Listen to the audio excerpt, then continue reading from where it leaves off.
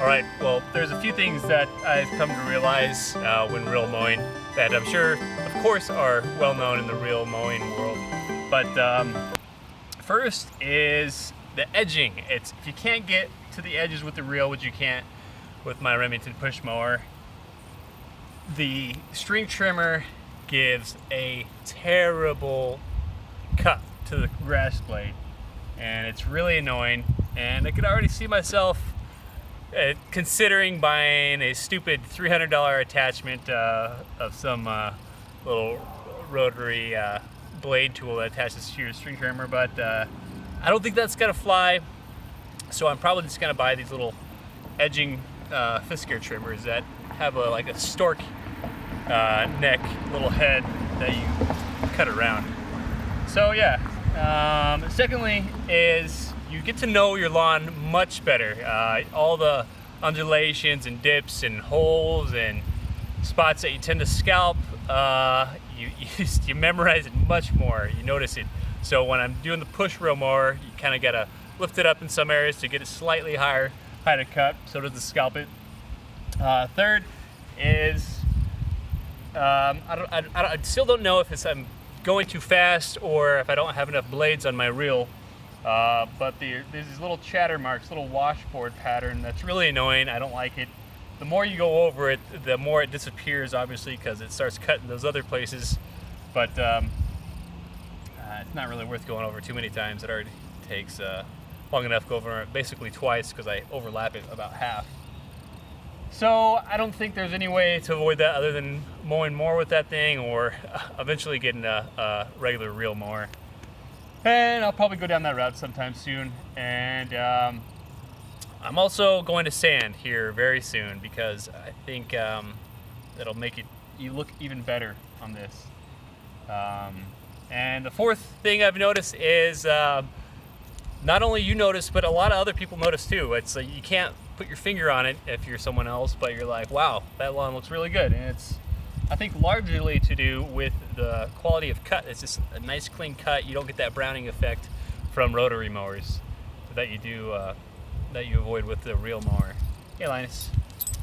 So yeah, it's nice. I know a few neighbors that have stopped by, even some firemen. I struck up a conversation with them, talking grass. Once you drive around your neighborhood, you notice other people's grass. You're like, all right, I see what's going on here. So yeah, that's all. One other thing I've noticed is I knew it was gonna be much easier to see balls and dog poop and stuff beforehand, but oh my gosh, it's so convenient.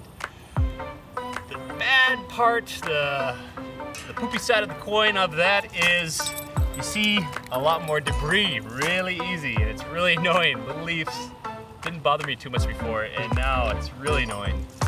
And you should probably pick these up before reel mowing because it does a semi-good job picking them up, but it doesn't really. Plus, I don't think these little stems are too good for the blade, cutting the blade. So yeah, these are really annoying. But yeah. And might as well do a general update of everything going on. So here's the Mazama. Still ends up being my favorite right now. It's looking really fantastic. I think I said before, my wife even noticed how much greener the Mazama is along this line compared to the Bewitched. It seems to be filling in just as fast as Bewitched. Here is just some of the newer grass that I had to reseed when it got all washed out. And here's some of the more mature grass that's a deeper green and thicker blade. That's Bewitched. This is the Mazama. And you know what? I'm gonna go ahead and declare right now that the Mazama is covering much better. All the growth is a lot more horizontal. Not sure there's anything I can do about that. We'll see how it looks. I mean, this is just the beginning stages. I think it's only about 50 days old or so, so it's looking fantastic in my book. Got some other areas that I reseeded with, overseeded with the Mazama and Bewitched, which is doing fantastic. I redid the neighbor's portion right here because it was completely just crabgrass, and this stuff is really shooting up. Oh my goodness. It actually took longer to emerge. However, once it emerged, I shouldn't say longer, it only took like a day or two longer, maybe 3 days. But once it did emerge, I mean, this is just like growing super fast. It's pretty nuts to see this go. So I'll be cutting that. Well, I don't know when I'm gonna cut that. Oh, what else, Linus? What else?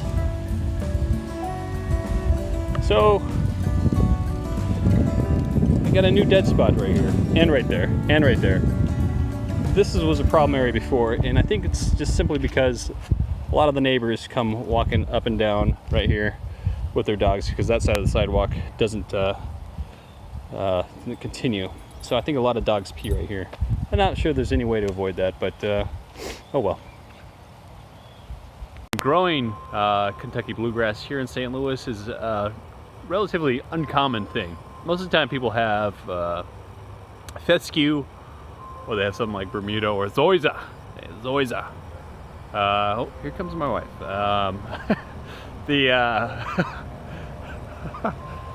She didn't see me.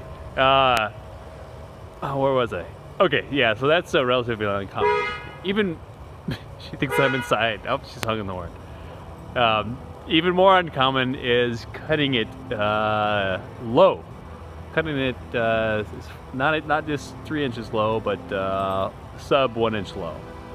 And so everyone says it's a terrible thing to do. But yeah, so that's it. Thank you for watching.